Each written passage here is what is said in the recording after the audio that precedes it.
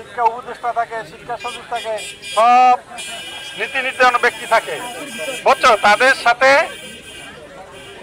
হ্যাঁ, হয়তো তারা যদি সব দিক দিয়ে এরকম যায়, তাহলে মিটিংয়ে যদি ডাকে আমি মিটিংয়ে যাব, মিটিংয়ে তোমাদের বাস্তব অবস্থা আমি বুঝাবার চেষ্টা করবো। আসছে হচ্ছে এইচএসসি 25 ব্যাচ বরিশাল বোর্ডের। এখানে আজকে একটা আমাদের কর্মসূচি ছিল যে আমাদের পরীক্ষা হচ্ছে, আমরা গত 15 তারিখ আসার পরও আমাদের আশ্বাস দিচ্ছিল আমাদের ডিসিশন আসবে। ওরা প্রতিদিন আমাদের বলতেছে সিদ্ধান্ত নেবে কিন্তু নেয় না। 15 তারিখ আমরা আসছিলাম, আমরা শান্তিপূর্ণ মানববন্ধন করে আমাদের প্রতিবেদন জমা দিয়েছিলাম।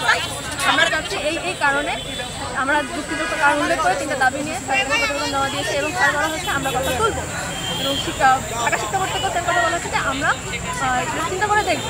চিন্তা করার কথা বলা পরে গতকালকে রাত্রিবেলা আবার আমাদেরকে পরীক্ষার হলে কী কী করা হবে তার নোটিশ দিয়েছে। তার মানে কি, তারা আমাদেরকে আশ্বস্ত করে আমাদের আশ্বস্ততার দাম রাখে না, তারা ঠিকই তাদের নিজেদের প্ল্যানটাকে ক্যারি আউট করতেছে, রাইট? আমরা চাচ্ছি না তাদের প্ল্যানটা ক্যারি আউট করবো, আমরা চাচ্ছি আমাদের পরীক্ষা যথাসময় মানে 2 মাস পিছানো। যে আমরা যে দাবিগুলো নিয়ে এসেছি আমাদের 2 মাস পিছাইতে হবে, কারণ আন্দোলনের সময় আমরা দেশের পক্ষে ছিলাম।